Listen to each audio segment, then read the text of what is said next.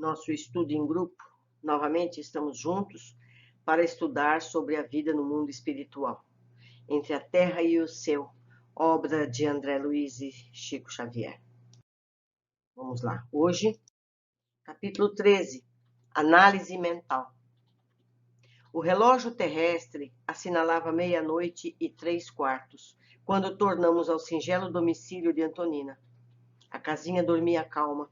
Acocorado a um canto, o velho Leonardo mantinha-se na sala, pensando.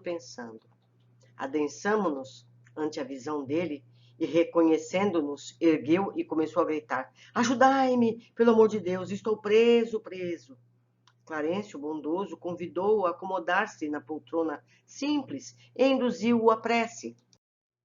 O velhinho, contudo, alegou total esquecimento das orações que formulara no mundo, crendo que apenas lhe serviriam as palavras decoradas, mas o orientador, elevando a voz, com o intuito evidente de sossegá-lo na confiança íntima, pronunciou com comovente súplica a divina providência, implorando-lhe proteção e segurança para quem se mostrava tão desarvorado e tão infeliz.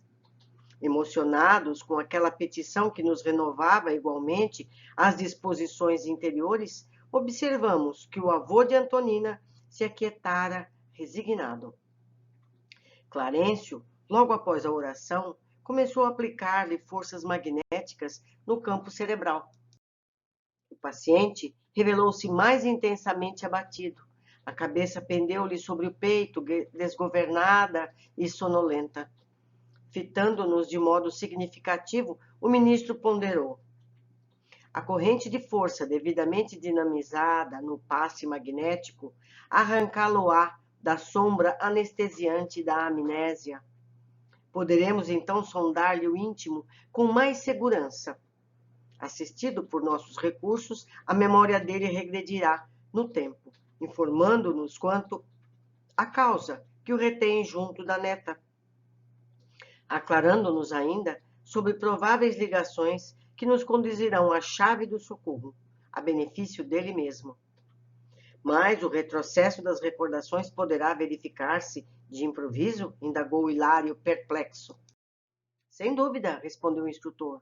A memória pode ser comparada à placa sensível que, ao influxo da luz, guarda para sempre as imagens recolhidas pelo espírito no curso de seus inumeráveis aprendizados dentro da vida. Cada existência de nossa alma, em determinada expressão da forma, é uma adição de experiência, conservada em prodigioso arquivo de imagens que, em se sobrepondo uma às outras, jamais se confundem. Em obras de assistência, qual a que desejamos movimentar, é preciso recorrer aos arquivos mentais, de modo a produzir certos tipos de vibração, não só para atrair a presença de companheiros ligados ao irmão sofredor que nos propomos socorrer, como também para descerrar os escaninhos da mente, das fibras recônditas que ela detém, as suas aflições e feridas invisíveis. Quer dizer, então, que... A frase de Hilário, porém, se lhe apagou nos lábios, porque o ministro atalhou, completando a conceituação. A mente, tanto quanto o corpo físico, pode e deve sofrer intervenções para equilibrar-se. Mais tarde, a ciência humana volverá em cirurgia psíquica, tanto quanto hoje vai avançando a técnica operatória com vistas às necessidades do veículo de matéria carnal. No grande futuro, o médico terrestre desentranhará um labirinto mental com a mesma facilidade com que atualmente extrai um apêndice condenado. Olha que maravilha! Hilário arregalou os olhos espantado, feliz, e exclamou em voz quase gritante: Ah, Freud, como viste a verdade? Como detinhas a razão? O orientador fixou-o paternalmente e aduziu: Freud vislumbrou a verdade, mas toda a verdade sem amor é como luz estéril e fria. Não bastará conhecer e interpretar, é indispensável sublimar e servir. O grande cientista observou aspectos de nossa luta espiritual na senda evolutiva e catalogou os problemas da alma, ainda encarcerada nas teias da vida inferior.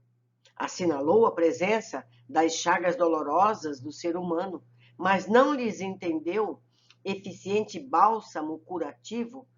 Fez muito, mas não o bastante. O médico do porvir, para sanar as desarmonias do espírito, precisará mobilizar o remédio salutar da compreensão e do amor, retirando-o do próprio coração. Sem mão que ajude, a palavra erudita morre no ar.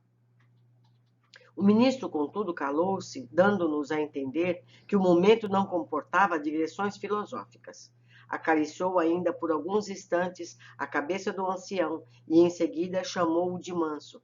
Leonardo, recorda, volta ao Paraguai, onde adquiriste o remorso que hoje te retalha o coração.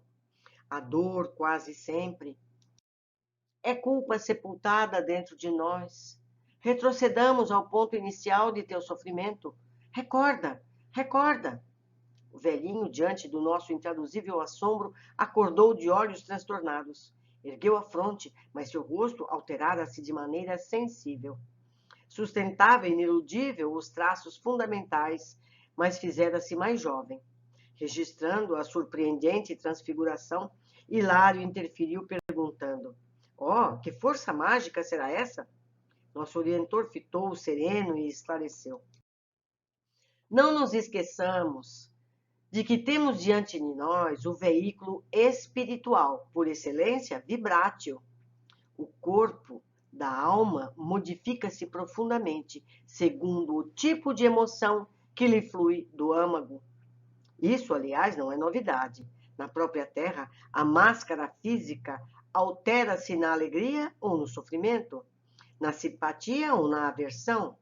Em nosso plano, semelhantes transformações são mais rápidas e exteriorizam aspectos íntimos do ser, com facilidade e segurança, porque as moléculas do perispírito giram em mais alto padrão vibratório, com movimentos mais intensivos que as moléculas do corpo carnal. A consciência, por fulcro anímico, expressa-se, desse modo, na matéria sutil, com poderes plásticos mais avançados." Clarencio relanceou o olhar pelo recinto e acrescentou: "Entretanto, não nos descuidemos do serviço a fazer." Nesse ínterim, Leonardo soerguera-se, parecia animado de estranha energia. O corpo, não obstante continuar obscuro e pastoso, revelava-se desempenado. Repentinamente refeito, vigoroso, imóvel, clamou: "Lola, Lola, estás aqui? Sinto-te a presença. Onde te ocultas? Ouve-me, ouve-me." Com inexprimível espanto, vimos Dona Antonina escapar do aposento, no corpo espiritual com que a divisávamos na véspera. Avançou ao nosso encontro extremamente surpreendida e, avistando o avô transfigurado, como se fosse tangida no íntimo da personalidade por misteriosa influência, estampou súbita alteração facial, renovando-se igualmente aos nossos olhos. Olha só, eu deveria ter marcado de amarelo isso aqui. Viu que interessante? Antonina ficou como ela era no passado, no tempo que ela foi namorada do Leonardo. Ela é a Lola? Que interessante. As linhas do semblante modificaram-se de inopino e vimos-la realmente mais bela, todavia menos serena e menos espiritualmente. Favorecendo-nos o máximo proveito das observações, o ministro falou em voz baixa: "Nossa irmã exige tão somente leve auxílio magnético para lembrar-se. Basta-lhe a emotividade anormal do reencontro para cair na posição vibratória do passado, de vez que ainda não se encontra quitada com a lei. Olhemos isso." Aterrada, Antonina arrojou-se de joelhos aos pés do ancião, que se rejuvenescera ao influxo dos passes de Clarencio, e gritou: "Leonardo, Leonardo!" Ele, porém, irradiando o olhar de ódio e padecimento intraduzíveis, bradou: Enfim, enfim! E prorrompeu um pranto convulso. Estupefatos, ouvimos Clarencio que nos informava generoso. Repararam? Antonina é Lola Ibarruri, reencarnada. Leonardo está vinculado a ela por laços de imenso amor. Ambos procedem de lutas enormes, na teia infinita do tempo. A mulher irresponsável de ontem, hoje é mãe amorosa e digna, à procura da própria regeneração. Tendo abandonado outrora o marido, foi induzida a desposar um homem animalizado, com quem se encontra igualmente enleada por laços do pretérito e que, em não a entendendo agora, relegou-a ao esquecimento. Recebeu, contudo, antigos associados de destino por filhos do coração, que conduz para o bem. Em contraposição, as facilidades delituosas do passado atravessam atualmente aflitivos obstáculos para viver. Simpatia incoercível inclinou-nos para aquela mulher, em provas tão ríspidas. O ensinamento que a vida ali nos ofertava era efetivamente sublime. A voz do orientador, no entanto, era clara e segura a recomendar. Ajudemos, o momento determina auxiliar. Aprendemos muita coisa aqui. Eu deveria ter marcado mais parágrafos, não é? Mas vamos lá. A maioria das pessoas acredita que as preces são fórmulas mágicas que devem ser recitadas. As preces são sentimentos. Nem é preciso palavras. As palavras apenas ajudam a organizar os pensamentos. O que sentimos é a vibração que impulsiona a prece aos espíritos que nos socorrem. O velhinho disse ter se esquecido das preces. As orações que formulara no mundo, crendo que apenas lhe serviriam as palavras decoradas, mas o orientador, elevando a voz, com o intuito evidente de sossegá-lo, na confiança íntima, pronunciou comovente súplica à divina providência. Lembro aqui que todas as frases em amarelo são cópias do original. André pergunta se a memória pode ser restituída com os passes, e o orientador explica. A memória pode ser comparada à placa sensível que, ao influxo da luz, guarda para sempre as imagens recolhidas pelo espírito no curso de seus inumeráveis aprendizados dentro da vida. Cada existência de nossa alma, em determinada expressão da forma, é uma adição de experiência conservada em prodigioso arquivo de imagens, que, em se superpondo umas às outras, jamais se confundem. Atrair a presença de companheiros ligadas ao irmão. Quer dizer, as imagens dele faria isso.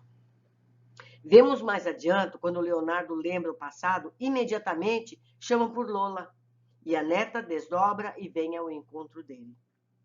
Basta-lhe a emotividade anormal do reencontro para cair na posição vibratória do passado. Podemos recordar em nosso lar que Laura receberia tratamento magnético para recordar apenas 300 anos do seu passado. Vocês lembram disso? Então, para poder renascer e cumprir uma tarefa junto a familiares. Ela teria forças de suportar o passado até esse ponto. Vemos que as lembranças podem atrair os espíritos que se relacionavam com os fatos, ou seja, nossos pensamentos se ligam aos das pessoas envolvidas. Pensamento é força universal de criação e ligação entre todos. Percebemos aqui a importância de esquecer o passado. Porque se a gente lembrasse do passado, a gente estaria constantemente atraindo para nós toda uma gama de pessoas, de outros seres, de outros tempos. Seria uma confusão, não é verdade? Afetos, desafetos, todos ao mesmo tempo. Seria caótico, não é? Viva o esquecimento. Seguindo, vemos mesmo que nossos pensamentos são um tipo de matéria que acionamos, criamos e agimos nela e com ela. Vamos ver o que eles dizem. A mente, tanto quanto o corpo físico, pode e deve sofrer intervenções para equilibrar-se. Mais tarde, a ciência humana envolverá em cirurgia psíquica, tanto quanto hoje vai avançando em técnica operatória, com vista às necessidades do veículo de matéria carnal. O médico terrestre desentranhará um labirinto mental, com a mesma facilidade com que atualmente extrai um apêndice condenado. Então, vocês vejam a densidade que pode ter um pensamento, se ele pode ser cirurgiado, não é? Mas isso nós vamos aprender mais encarnações à frente. Leonardo é convidado a relembrar o passado e então sua aparência muda, rejuvenesce. O corpo da alma modifica-se profundamente, segundo o tipo de emoção que lhe flui do âmago. Eu vou lhe lembrar aqui que alma é do espírito no corpo. Então, o corpo muda em função da alma e o perispírito, tudo relacionado. As moléculas do perispírito giram em mais alto padrão vibratório, com movimentos mais intensivos que as moléculas do corpo carnal. Então, no plano espiritual, a gente não precisa fazer cirurgia plástica, não é? Fica aqui uma brincadeira. Então, meus amigos, tivemos muito a aprender neste capítulo. Vale rever alguns parágrafos, pensar a respeito, porque eles podem se desdobrar em outras tantas conclusões muito valiosas. Eu aguardo o contato de vocês para que me ajudem no esclarecimento dessas lições, me alertando para possíveis erros ou marcando trechos que eu deixei passar, ok? Eu espero todos vocês no nosso próximo capítulo.